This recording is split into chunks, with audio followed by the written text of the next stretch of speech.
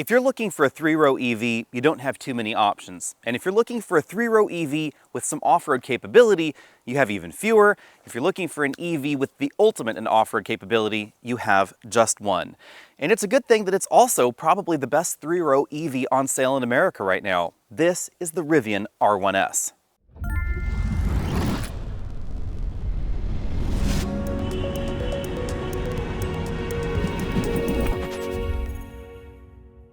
If you're simply looking for a boxy, pragmatic three-row EV, there are going to be two extra options for 2024 in the Kia EV9 and the EX90 from Volvo, but neither one is quite what we find in the R1S. I'm sure you knew this already, but the R1S is the three-row SUV version of the R1T, and front doors forward, it shares a great deal with that model. It also shares batteries and electric motors with the Rivian pickup truck. And that means that, like the R1T, the R1S is kind of a tweener vehicle. It's a semi-step between the average mid-size SUV and the average full-size SUV in North America. It's certainly wider and bigger and taller than a Volvo XC90, but not quite as big as a Cadillac Escalade. Although in some dimensions it's just about as wide as some of GM's full-size vehicles, because it has this really accentuated bell shape to the body that gives it a wide stance, more predictable handling, better off-road capability in some situations, but of course the aerodynamics of the narrow greenhouse and the narrower areas up top.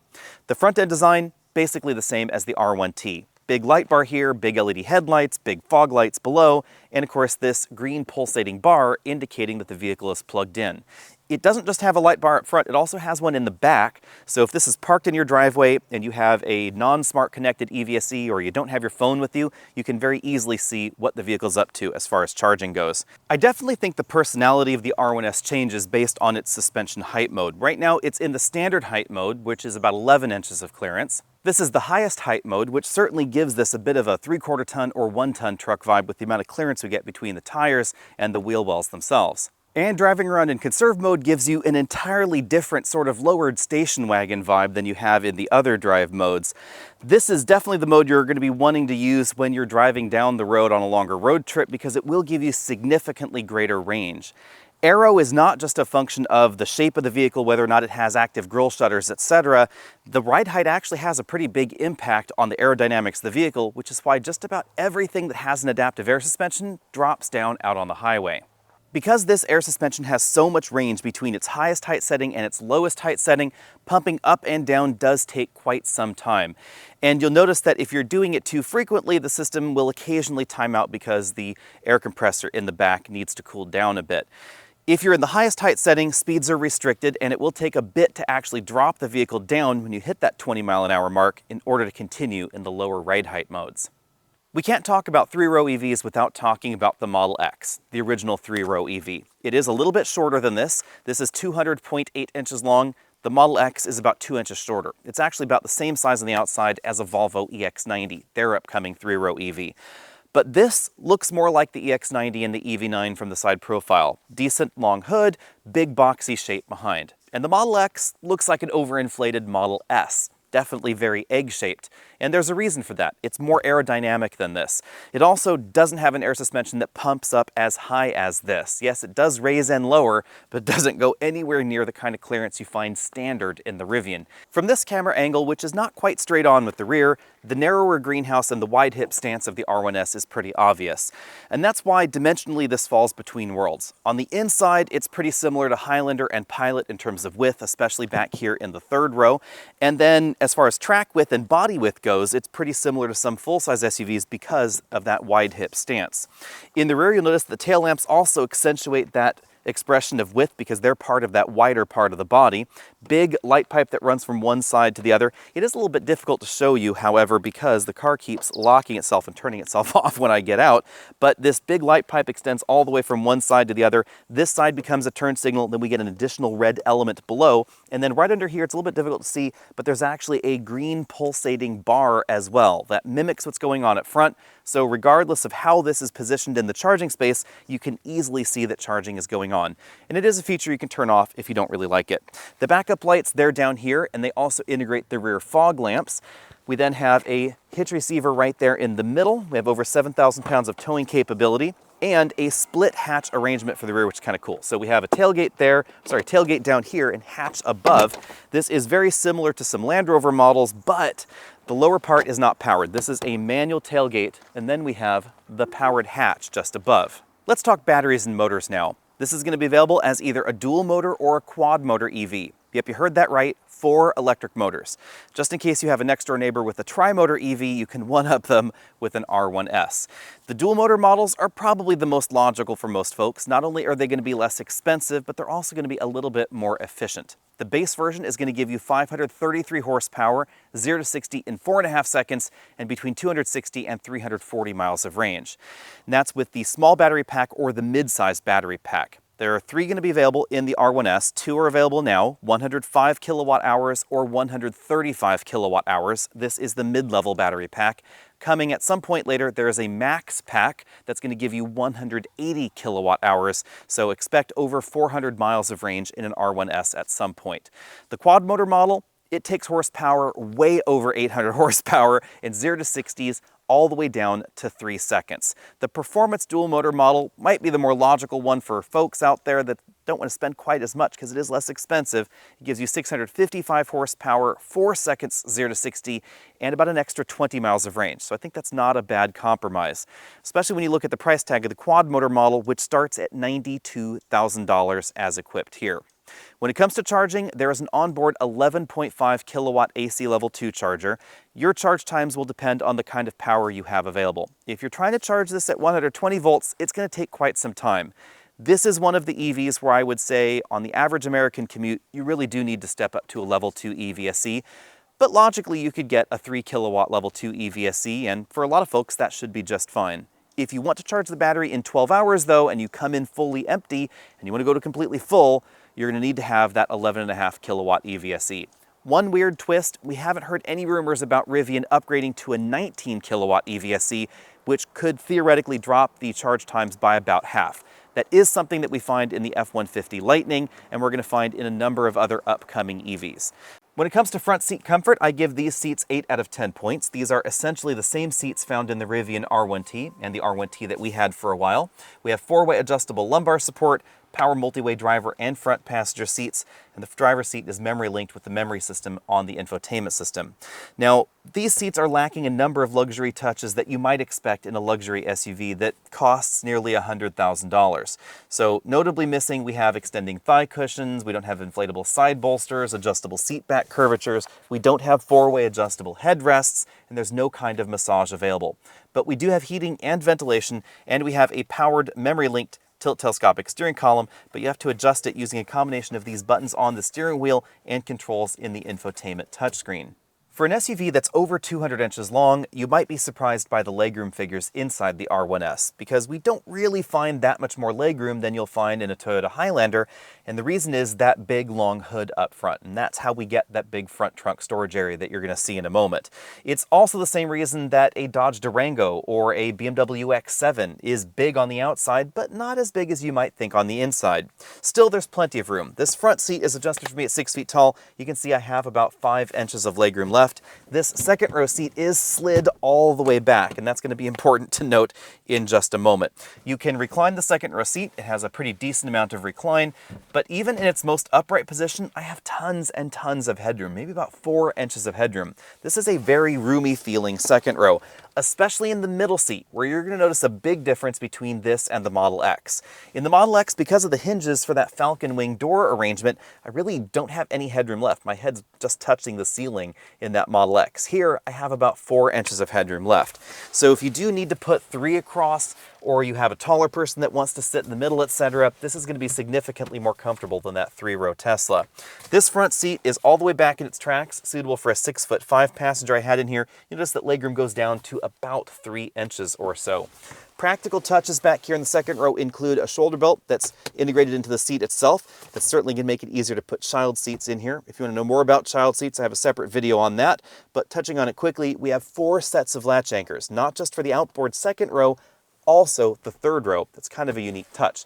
Also handy, we have a 40-20-40 folding second row. So if you want to put a lot of cargo in here, and then you decide to go to IKEA, you can actually put those longer cargo items right here into the vehicle. As you'd expect in a modern EV, we have a completely flat floor here in the second row. Touch controls for the second rows, 2 climate control zones, air vents, also heated seat controls. No ventilated seats back here in the second row, however. This is actually a 5 climate zone vehicle, or I guess you could say 4.5, because we have separate climate zones for the driver and front passenger, 2 zones for the second row, and sort of a third back there in the third row. They can't adjust their settings independently, the driver can, and the driver can adjust the fan independently back there in the third row, but the temperature settings follow one of the other climate zones. On the backs of the front seats, we have USB-C charge ports and a hanger where you can connect your iPad or other device, or of course hang whatever you might want there. That's a practical touch because it does mean you can effectively have a rear seat entertainment system if you want one. The third row seats not only recline, they of course fold flat, and that is going to be essentially flat with the cargo area in the back. Or you can press this button on the shoulder section of the seat and tilt and slide them forward to get easier third row access. Now, it's worth noting that if you have a child seat latch anchored into place, obviously you could not move the second row in that position. You might be able to keep them in this position and slide them forward. This is all the way forward with that slide bar, but it is going to be kind of tricky to actually get out of the back. All right, let's check out the third row. I've moved to the wide angle lens and kicked off my shoes so I can climb through the 20% folding second row section. A, because I can, and B, because I have perfectly adjusted this second row seat. The front seat's adjusted for me at 6 feet tall, the second row's adjusted for me, and I have equal leg room in all three, so you can see what's going on here. I have about 2 inches or so of leg room left, just a little bit there, enough to feel comfy.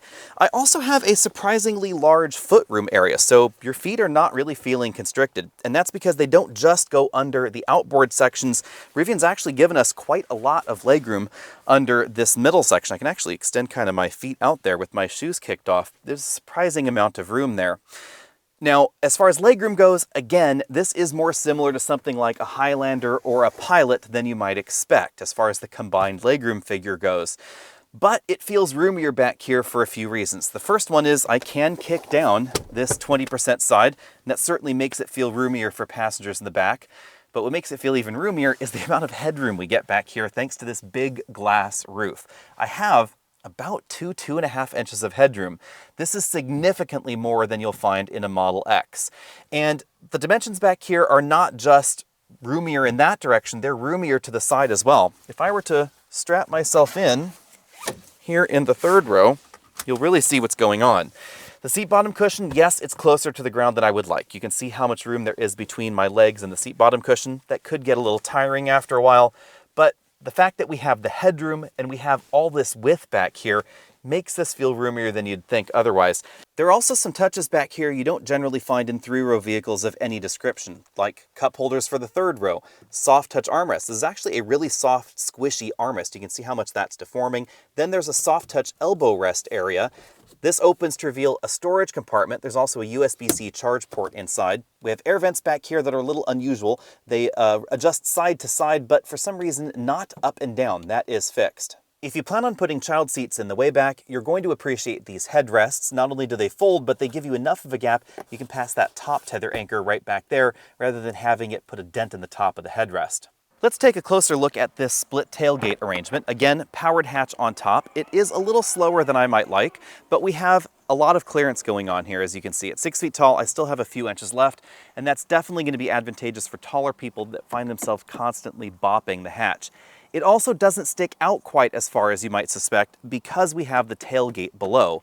This is a practical touch that we find in some Range Rover models, but unlike those, this is not powered. So manual tailgate, powered hatch above. On the other hand, this is very practical because not only does it give you somewhere to sit for tailgating, which is kind of a cool touch, but you can also keep your groceries in place, keep them from falling out after you've gone to the grocery store and you just want to pull them out of the car without having your can of tomatoes or whatever rolling around the driveway. We do have a reasonable amount of storage space in here as well. This is a 22-inch roller bag. And this cargo area is big enough and square enough that you could line a bunch of them up across the back and still close the hatch. In our 24-inch roller bag test, though, you could only squeeze 2 of them back here because they were just a little bit too wide to actually put in the cargo area in this direction. If I take this out though, we find even more storage space under this load floor. The first stage is where we find the air inflator kit. This has an onboard air compressor for the air suspension, and Rivian allows you to use that to fill up the tires. You'll find the air compressor port over there. We have some additional storage space under there, and if I go even further down the rabbit hole, we have a really big storage area. That's because this is one of the few vehicles that offers a spare tire and full EV functionality. So if I pull this completely out, you'll notice this storage well in the bottom is big enough to accommodate a 22-inch roller bag completely under the floor. In our exclusive Trunk Comfort Index, I give this cargo area 10 out of 10 points because of this large underfloor storage area, of course, this combination hatch and tailgate arrangement, and just the amount of cargo practicality you get, period. If you don't want your cargo inside with you, say fishy takeaway or your gym bag, you can always put it in this big front trunk. The front trunk is a little bit differently sized than the one that we find in the Lightning. There's a two-stage load floor that allows you to put larger and bulkier items in here if you either remove this or fold it up, or you can put it in place to give you the largest flat area possible. This can accommodate a 24-inch roller bag just in the front trunk area, or two 22-inch roller bags, which is definitely quite a feat. If you're on the shorter side of the spectrum, you should keep in mind that the lift-over height for the front trunk is fairly high. And that's because, unlike the Lightning, the front grille does not open with the lid. That's something that I hadn't really paid attention to until we had the Lightning for about a year, and then I really noticed the difference with the R1T. Same thing's going on here with the R1S. It's a big cargo area, but it really is like a 1970s trunk, where it's just a lid, and you have to lift things up and over and into it. Let's take a look around the interior together. You'll notice that Rivian has a lot of nice touches and a lot of attention to detail, just as you'd expect in a luxury vehicle. This is an imitation suede headliner, just as you'd expect with a vehicle of this price tag. Button for the telematics system, the hazard lights there. This little window is part of the driver attention monitoring system. We then also have a camera module behind that rear view mirror there.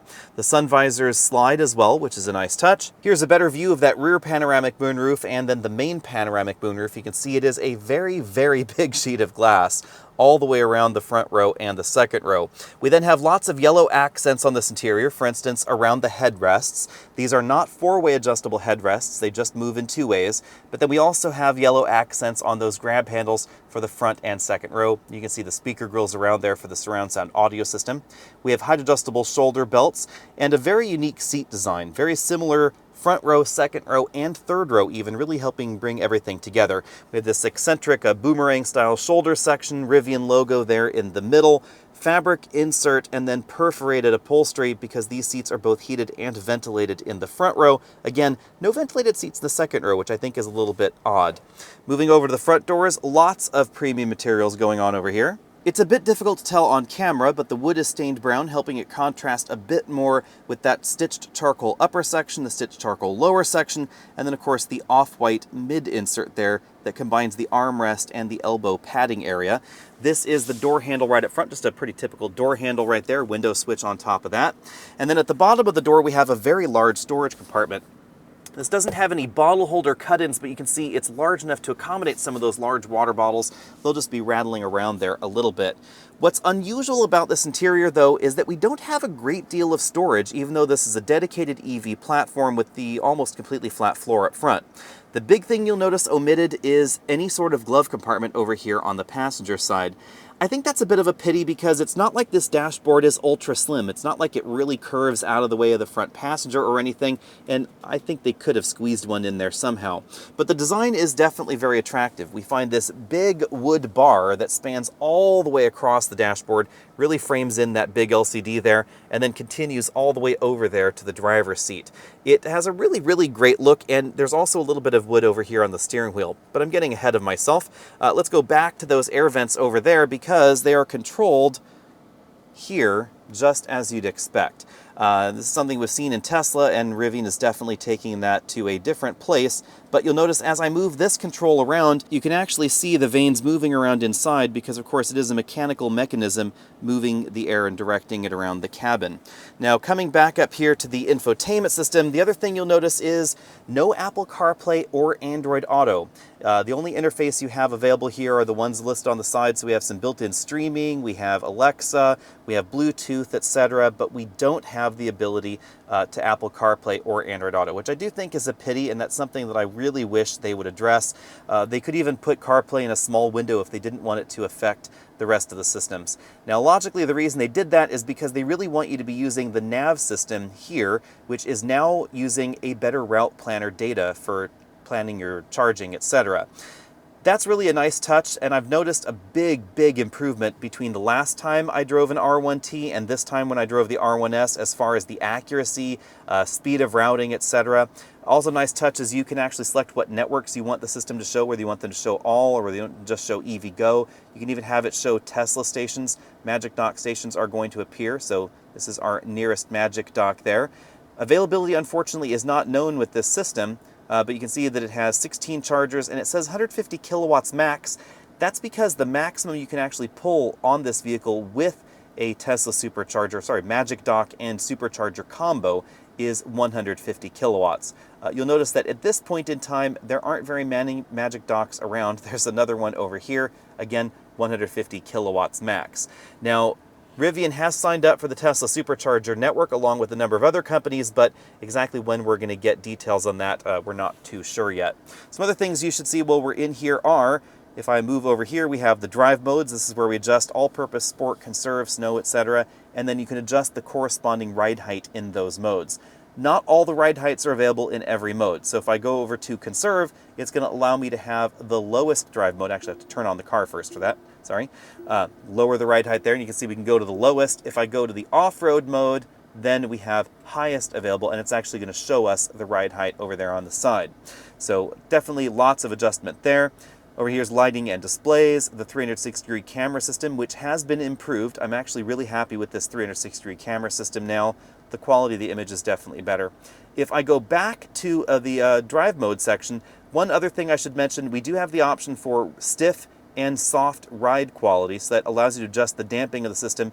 But brake regen, we just get high and standard. Standard is pretty aggressive already.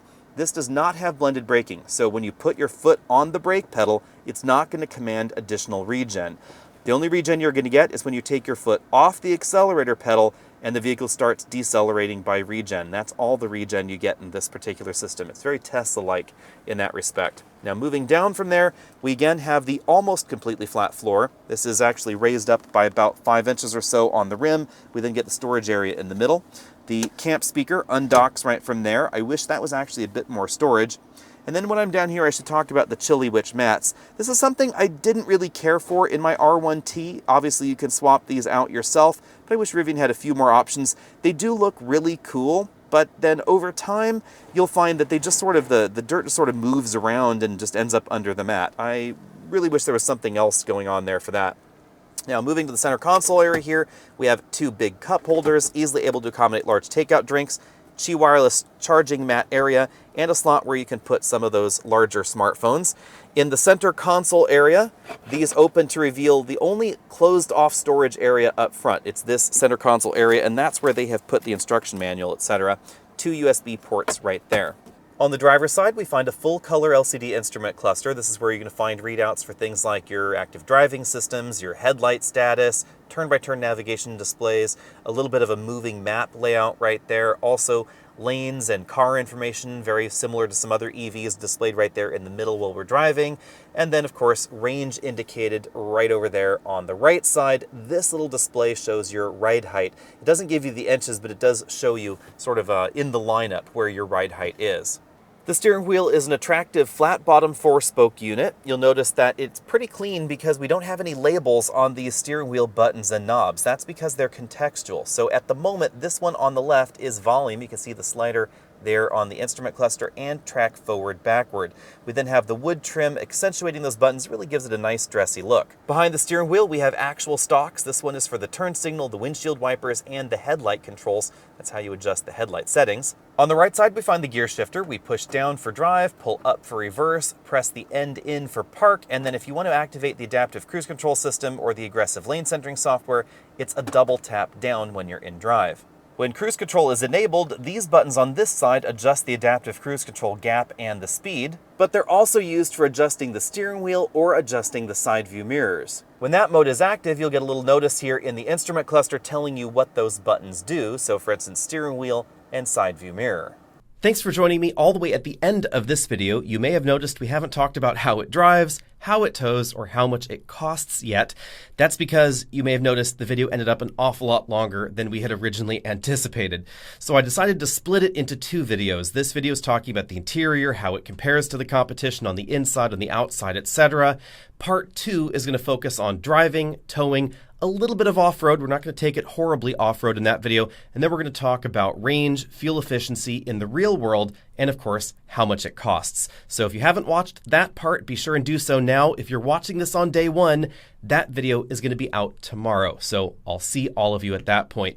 In the meantime, be sure and head over to Facebook, Twitter, Instagram, X, Pages, Post, all those other things out there, all the other social medias that we apparently must be on all the time.